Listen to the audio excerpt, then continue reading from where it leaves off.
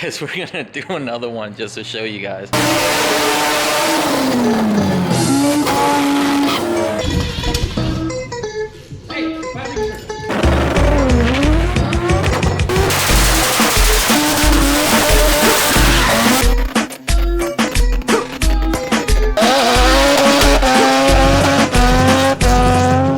Before we jump into today's video, we have a quick word from my sponsor, and I'm gonna get Mochi to help me with this one.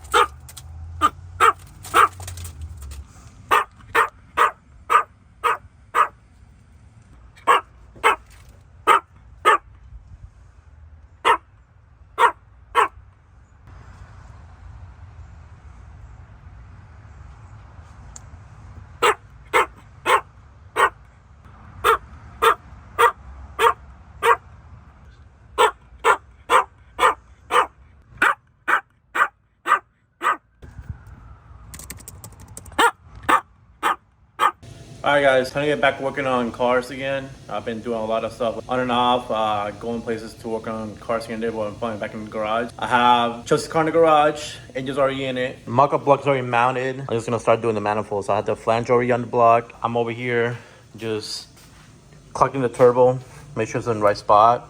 And after that, I have to make the manifold. So I'm gonna have to spread this out a little bit, get it on that flange, and then just make a collector after that and start putting all this together. Then I got the manifold today. I have to do the exhaust, and from then on. So just gonna make the manifold on this block. Before I make the downpipe, I have to put the transmission out to put the Rx7 transmission on the car.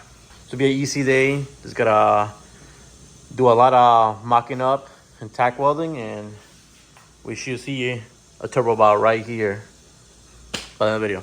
So making the merge won't be too hard. It's just getting two pieces straight, cut them in an angle, tacking them together, and then just making it fit into here. All right, so it's gonna re-weld this because I was welding inside. It kind of messed it up, but merge is done, cleaned up. Just got weld into this, and then from then on, keep working on the manifold. All right, so I got the flange welded to the collector. And I already have one of the runners already tacked up.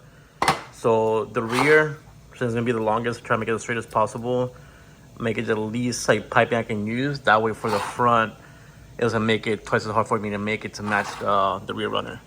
So that's lined up right. Gotta weld it to right here, and then go to the next runner. This thing makes everything so much easier. I don't have to worry about a foot pedal.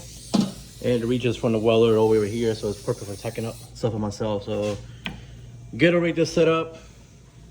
Just I use a breaker bar just to hold the turbo up to where I want it to. Tacked it up. You can still clock it because it's V-banded, but basically that's where the turbo's gonna sit at. So I'm gonna take all this stuff off, clock the turbo the way it's supposed to be, pull everything out, then do the other runner outside of the car, so it's easier. So the main test is if I cut this, is the turbo gonna stay up? We're gonna find out. This one's not even on, barely. Oh. Now you clock it. I'm most likely gonna redo this hose in aluminum just to get it away from the turbo. But I just put it on right now so I can see where this is gonna fit at. I don't wanna get too close to over here because down there's the AC lines. And I wanted the turbo to stay really close to this way for the intercooler. That's where I wanted it. Now it's gonna finish the manifold. All right, so that's the first one. And that's the second one. It's all done up. The next thing I'm gonna do is I'm gonna put the wastegate right here. So I have to bevel this pipe to fit right there, then cut the hole, weld it. It's not as easy, especially because I want it to look really smooth at the end so we have no back pressure issues. That's gonna be fun. That's where it needs to happen, that big hole. And this is what I came up with. Fits really good and snug. Just gotta cut the hole, weld it, and manifold's pretty much done. So the reason why I'm doing the merge right on the collector is just for space. So if we run it on the actual exhaust housing itself, it will control the boost better.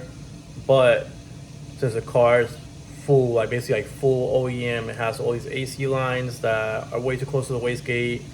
We're not gonna cut the hood or the fenders for a wastegate dump tube, so it just fits the build better to put it super tucked up to the manifold, to the intake manifold, and basically under the turbo itself, to have the downpipe basically merge straight into the wastegate. We are gonna recirculate the wastegate. It's a little more work to get everything to fit where I want it to fit, but overall it'll just be a clean tuck setup that wouldn't have anything like hanging out and like looking out of place. So it was not that easy, but we made this Hypergate 45 fit super tucked up under here. So it's just gonna sit about right here. Just gotta open up that hole now and weld it. Wastegate tacked up. You see the fitment is pretty damn good. Just got weld this side first, weld this separate, put it together. Of course, everything has to be back perched. I'm gonna do this one first, it's easier. And then you have to block off this side, this top, the bottom, and just weld them too. About to start the, I'll say like probably like an hour-ish worth of welding, and I'll be done for today. I'll weld it up. Gonna clean up a little bit of the basic porting later and finish checking the flange, but for now, I'm just gonna put it back on. Just so I can double check the spacing of the turbo and then start working on the downpipe. Skip through the whole downpipe process because it's kind of boring. It's just the same thing, just pipe cut, straight pipe cut to the bellow.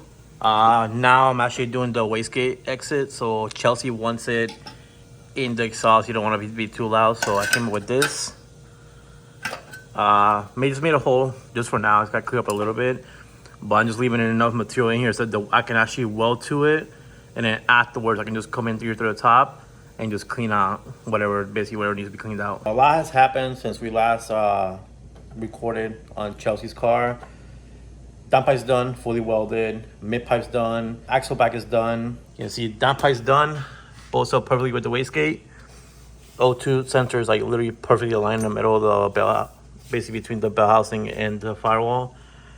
Down there you see the clearance on the bellows really tight, but it still works really good. Full 3.5 inch. Sits super tight against the body. Sits really high up here. And the mufflers are already put on. So like I said, we're just waiting now on the hangers. The hangers need to go. I don't want to weld this. So we need some stainless steel so I can do some nice brackets to it. You guys can see this car before. This thing underneath is so clean. So I put the coil in, just test fit, make sure everything clears right.